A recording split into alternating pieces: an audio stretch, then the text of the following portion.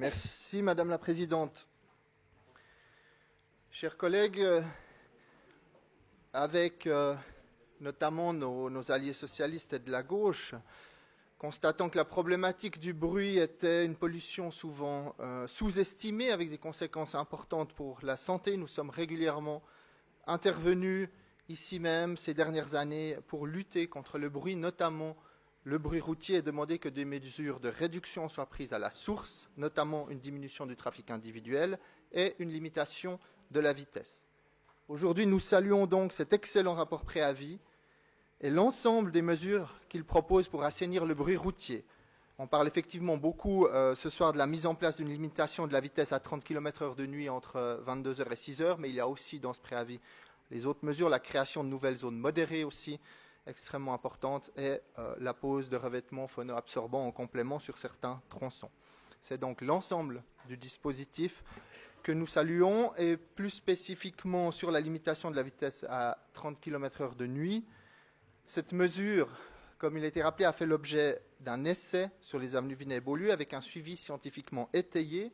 Et c'est ça qui est important. Les résultats aujourd'hui sont incontestables, à la fois la diminution des niveaux sonores moyens, mais aussi et surtout peut-être même la diminution des niveaux de pointe. De plus, et puis ça c'est vrai que par rapport à certains propos qu'on entend que c'est un préavis qui va chasser la voiture de la ville et d'autres choses de ce genre-là qu'on a entendu, je crois qu'on n'est pas du tout dans ce qu'on vote ce soir, comme d'ailleurs l'a bien dit M. Dehaller dans son intervention, que ça fait plaisir d'entendre aussi des interventions pragmatiques de ce type-là sur la mobilité de la part du PLR.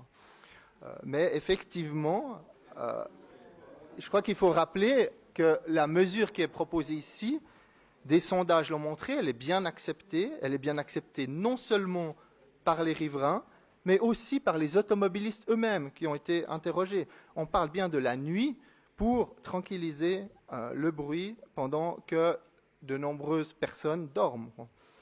En définitive, c'est donc une mesure simple et proportionnée d'un rapport coût-efficacité imbattable. Concernant le réseau routier retenu pour la limitation de la vitesse durant la nuit, nous saluons naturellement son étendue importante, mais nous devons juste émettre un regret que la vitesse actuelle soit maintenue sur certains tronçons densément habités. Je citerai ici par exemple l'avenue du Léman ou l'avenue de la Vallombreuse. Nous comprenons l'approche et le souci de la municipalité d'appliquer de manière stricte les critères définis par le canton, et nous prenons note que la vitesse de certains tronçons sera abaissée par d'autres mesures, comme l'extension des zones modérées, ou pour certains tronçons qui sont en entrée de ville, lorsque les communes voisines rejoindront le mouvement, puisqu'il semble qu'il y a un intérêt qui semble fort de certaines communes qui nous entourent. Mis à part ce petit bémol que nous devions d'exprimer, nous saluons encore une fois ce rapport préavis qui permettra non seulement de mettre en conformité certaines infrastructures routières avec la législation fédérale sur la protection contre le bruit, mais plus généralement d'améliorer la santé et la qualité de vie d'environ 33 000 habitants et d'augmenter l'attractivité de la ville. Concernant les services d'urgence qui ont été évoqués à plusieurs reprises, nous pouvons naturellement partager les préoccupations qu'ils ont émises, et en ce sens-là, ils ont, comme M. Dehaller l'a dit, été reçus en commission. Mais je pense qu'il est important de préciser qu'aujourd'hui, déjà, la législation fédérale prévoit un principe de proportionnalité. Il est cité dans le rapport, c'est le fameux article 100 alinéa 4 de la LCR, qui dit quand même clairement, si le conducteur d'un véhicule du service du feu, du service de santé, de la police ou de la douane enfreint les règles de la circulation ou des mesures spéciales relatives à la circulation lors d'une course officielle urgente ou nécessaire pour des raisons tactiques, il n'est pas punissable s'il fait preuve de la prudence imposée par les circonstances.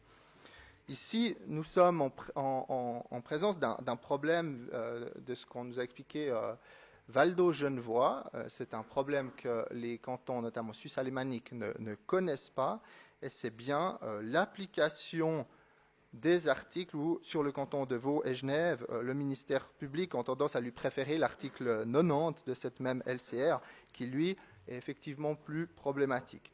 Donc c'est en ce sens-là aussi que nous avons soutenu le vœu de la Commission sur ce point-là, puisque finalement on est plus sur un problème d'application de la loi qu'un problème de la mesure elle-même. Enfin, Pour terminer, c'est vrai que Madame de Colony a fait un rappel historique assez complet. C'est vrai que ça m'a remémoré qu'en fait, j'ai fait la connaissance d'Anne de Colony en 2007 lors de sa première pétition, donc ça fait 12 ans. Et puis j'aimerais effectivement la féliciter ici pour ce combat. 12 ans, sa ténacité, je crois que ça valait la peine. Le préavis qui est soumis aujourd'hui est un bon exemple. Il faut pas lâcher et avoir confiance dans ses valeurs. Merci Madame la Présidente.